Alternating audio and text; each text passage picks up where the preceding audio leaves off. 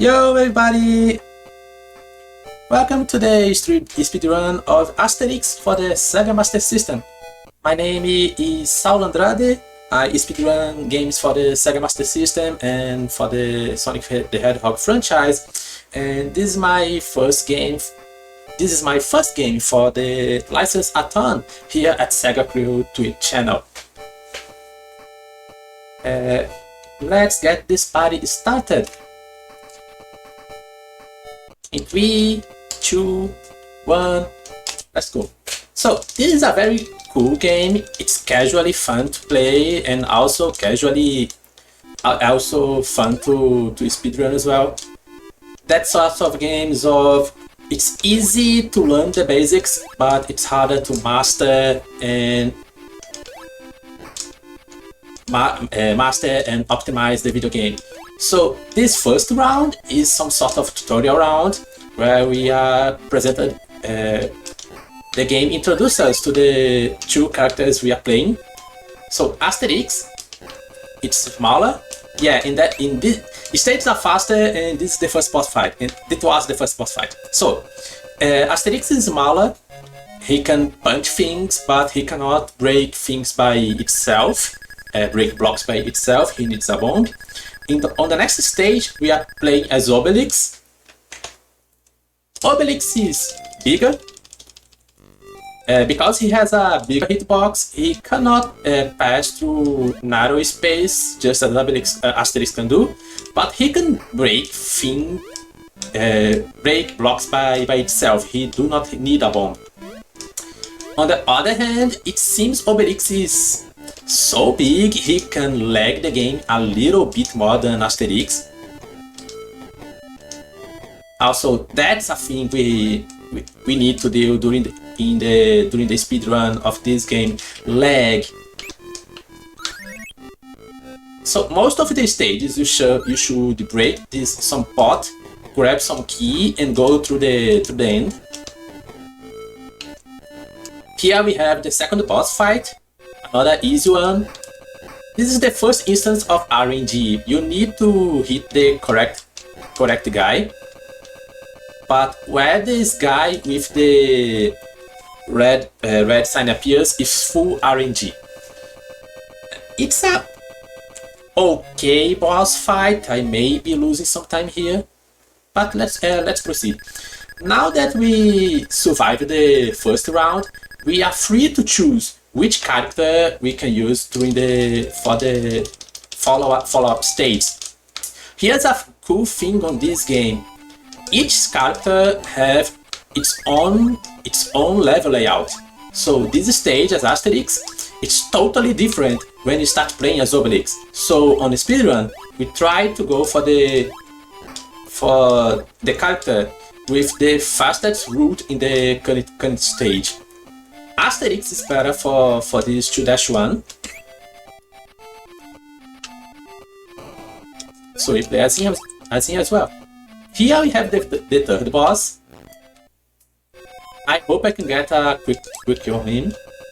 First punch on him, second punch, damage boost, and third punch right when he starts jumping. Amazing, let's go. Next stage is just an out-scroller. This out-scroller is faster with Asterix than Obelix. Also in IGT, Obelix is faster, but because this game is timed as RTA, we play as Asterix because Obelix out-scroller is laggier hence is lower RTA than Asterix.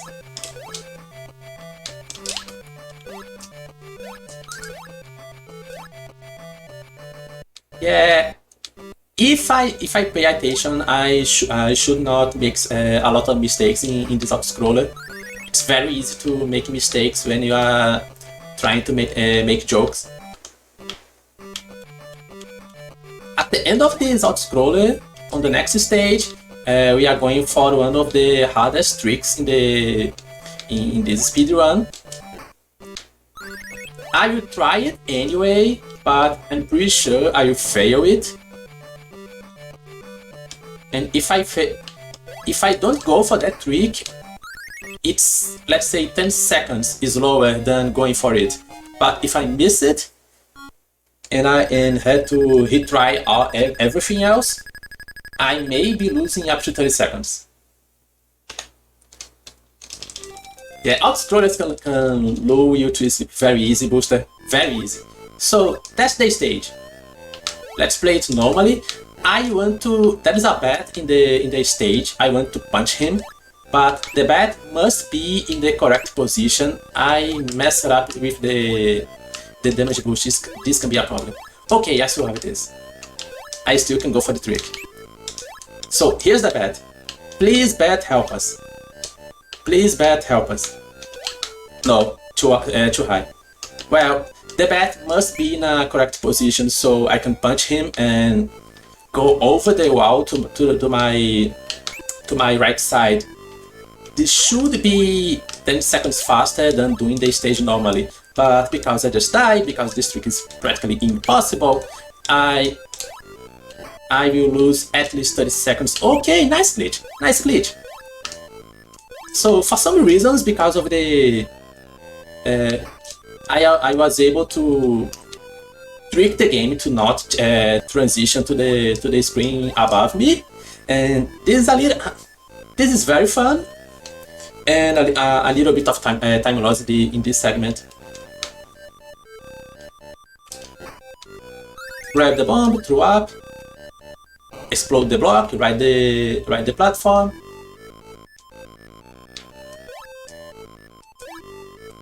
Go down, 2 bombs in order to grab the key, just like that. And that's the end of the stage.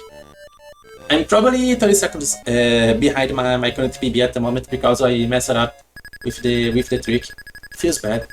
Now for round 3, usually on my PB I go for Obelix, but thanks to the feedback I got from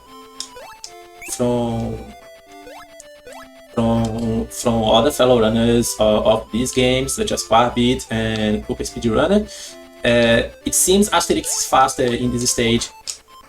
So I learned the route for Asterix, and here we go. Also, huge shoutouts for everybody who runs this game.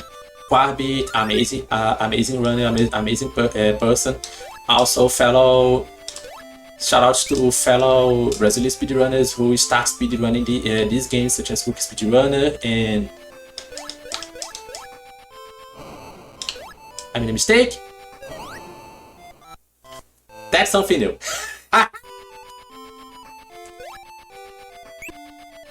That never happened before. I should say this line. That never happened before. What the hell just happened? Every time I break the video game, I find new ways to break the video game. That's amazing. So I was saying, shoutouts to Quarbit, Cook Speedrunner, and Alex Station. All amazing people who speedrun this video game.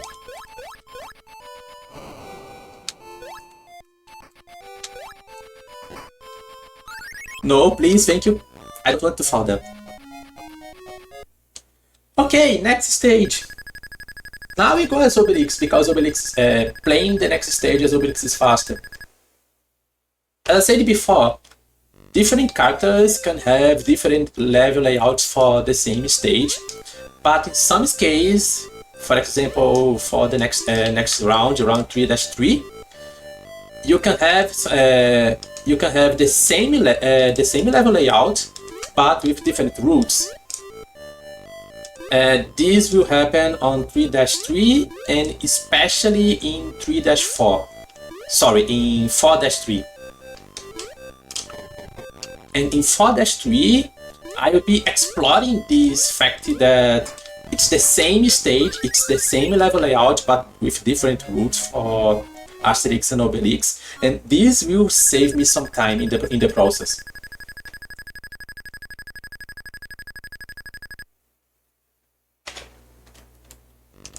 T3-3, a little bit of an auto-scroller. Here's the funny thing, it's the same stage for Asterix and Obelix. but it's the same route for both. So if I want to play as Obelix as well, I can do it. So here's this little out-scroller, we write these blocks.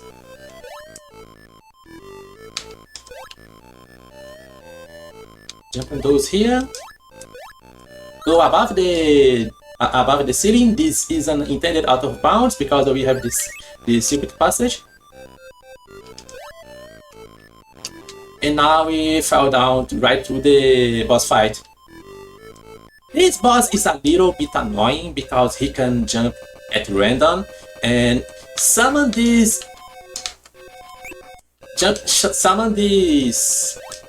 snowballs at random as well.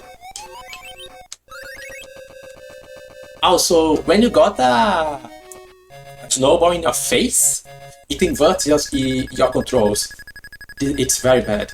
So now for 4-1, remember that trick I failed on 2-3? So it's oranges. That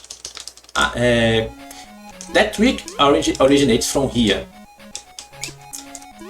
The old route played this route as Asterix, but when I start speedrunning this video game, I find out that you can go above the wall and go straight to the exit, just jumping, hitting the bat, and flying up with the momentum provided by the bounce.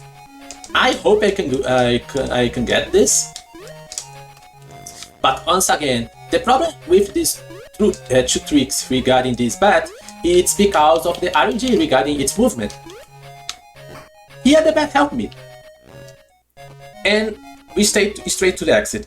Normally you should go underground, do a long underground section to respawn on the far right side of the stage and go back to the door. This saves so much time. This skip saves so much time comparing to going for the stage casually. Punch this guy in the face, grab the bomb, hoping to get the bomb right into the cannon. Amazing. Jump into this cannon, throw another bomb, and grab the key. Key, please. Meh.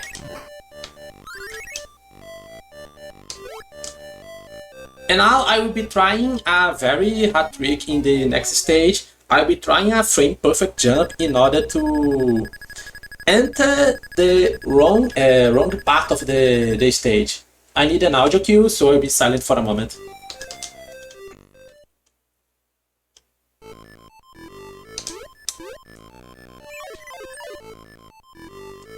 I missed it. Okay, I will try without the audio cue. This can take a while. Amazing. So here's the funny thing. This segment we are watching right now is the Asterix route.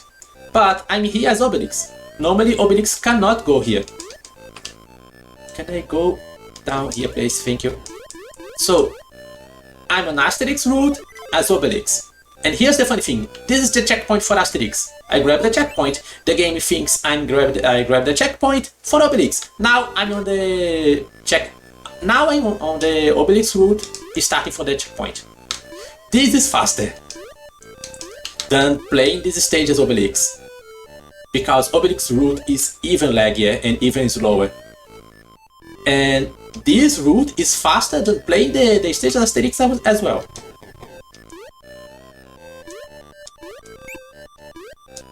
Now punch those blocks, go under, pass through them, and here's the exit.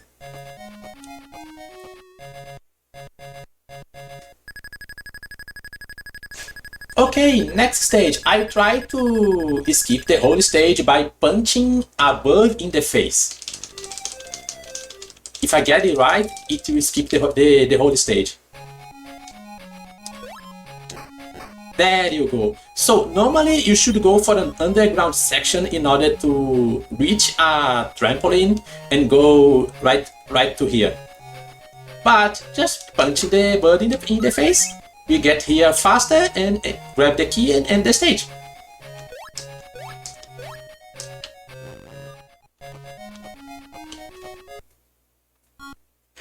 All video game birds should be punched. Right. From Ninja Gaiden up to Asterix, all video game birds should be punched. I totally agree. Birds and bats. Yeah. All birds and bats should be punched. Shout out to bats in Master of Darkness, by the way. So here in this section, damage boost time. Damage boost time. Normally you should grab a special potion in order to pave your way through this hazard water. But damage boost, please. It's even faster. Hey, nice! I got the task strat. My camera position was specific, so it tricked the game to not transition the screen up when I reach the top of the screen. This is a task strat, and it's amazing to get it live at here. I'm going now for a new trick Cook Speedrunner found out. The problem is I select the incorrect character. Oh, come on. Okay, this one is dead. Sorry, folks.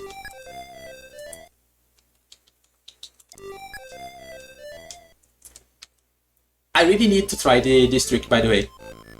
The problem is, it's frame perfect. I missed it. So it's possible to clip through this golden wall and go above everything else.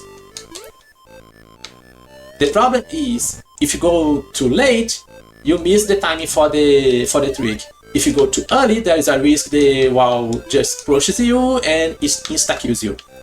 So to make things worse, okay, nice dodge. To make things worse, the next room, I usually call the spider room, is one of the hardest rooms in the whole game. So we have these platforms and also we have those spiders. The spider movement is full RNG.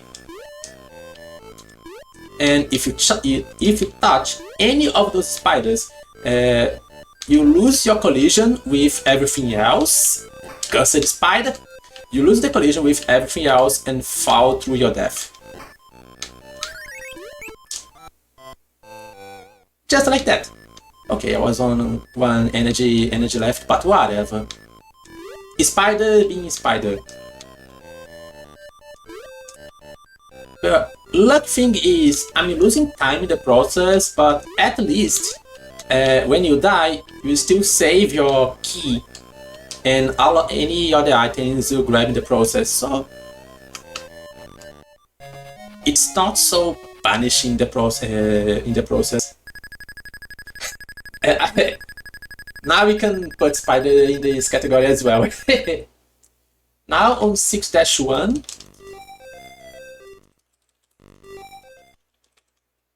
Very straightforward swimming stage. Very straightforward mandatory aquatic stage in every game from early 90s. We swim and then enter into the squid. Watch out for those green drops. Yeah, just like that. Exit the squid. And go above here in order to grab the key. I never talk about these special pots because sometimes we have two of those pots. One of them have the key, the other one have only loot. So in speedrun regards, touching the wrong pot, it's time loss. But casually speaking, you got a lot of stuff from points up to extra lives. Here I will go skip it. Let's skip this 6-2 totally. Just by jump here, falling on the water again, and walking above everything. Yeah, this is the end of the stage. This stage have an out-scroller section and a section where you should pave your way through strong currents in order to reach this segment. I think, casually speaking, it's a maybe 2 minutes stage, but in speedrun, it's just 40 seconds, 45 more or less. 6-3 have 2 segments. The first segment is this, let's say, escape from fire sequence. If you touch the fire, insta kill.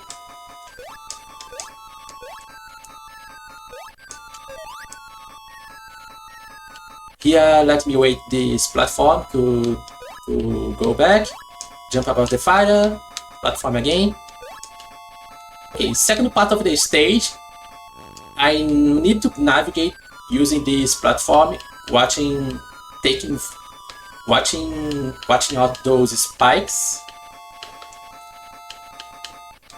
I can control the speed of the platform, but the up-down of the platform I cannot control. I take a damage boost here, grab the key, return to the platform, and go right to the exit. Round 7, we do entirely as Obelix. And comparing to the previous, one of the biggest changes in the speedrun routing is 7-3. Before we go to 7-3 as Asterix, but playing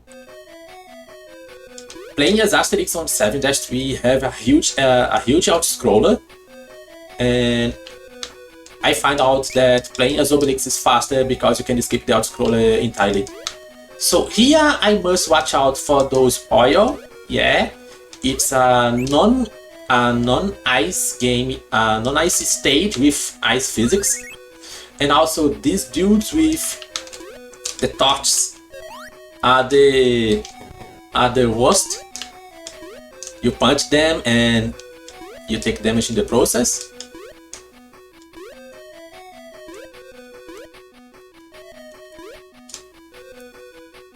Here I need to watch out those cacti dudes.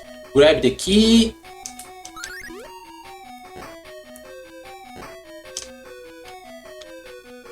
I have only 2 energy left. I hope I can make some miracles. Okay, I need to watch out this dude. I wait him here in this secret alcove. Better safe than sorry. Watch out with those final dudes and right to the exit. 7-2, we are introduced. Remember that lucky pot which gives you a lot of stuff? So here it is replaced by a cursed mimic pot. If you hit the mimic pot, it will waken up and pursue you. And if you got grabbed by the mimic, it will kill you in the process. So some damage boost strats here. I will try once more that frame perfect jump. And I got it. Nice. It will save some time. Less platforming, more walking straight. Let me pray I don't grab the mimic. So, 2 pots. This pot is a mimic. Run! Grab the key, run. Right to the end of the stage. Also, 7-3 is very famous because of a very hard platforming section right at the start of the stage. Playing casually, you lose a lot of lives if you don't know how to do it correctly. I usually go for another audio queue so I can get it first try as always. Just like that. This platforming section is very, very hard. I need to watch out with this. Damage boost through these spikes. Hoping this final spike don't throw me. Nice. Okay, first room done. Second room is an auto-scroller, and here I will skip a third auto-scroller. It's even bigger than this one. because if you play the Sonic for the Sonic 1 for the Sega Genesis, you must remember a section on Marble Zone where we have a lot of some series of falling blocks. Oh my goodness! So this out-scroller have the same concept. You should drop down those blocks and walk through them. It's very slow. So Asterix would wait down there, those blocks to fall down. Obelix just go above everything, skip everything. Pick the middle door and grab the key. No mimic please, no mimic please. Okay, it's a mimic, run! Yeah. And right to the final stage of the whole video game. Time stops when Asterix jumps out of the chariot. It's, guess what? Another auto-scroller. So we are at the Colosseum, and we should just ride this chariot and avoiding those spikes. Avoid everything else. It's at least 1 minute auto-scroller, let's say.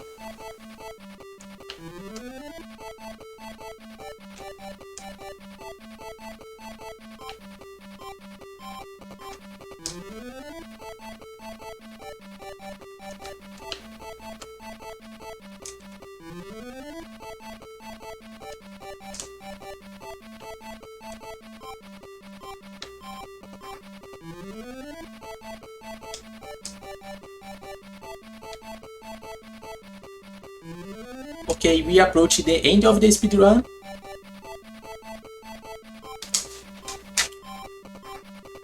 Get ready on time. Time!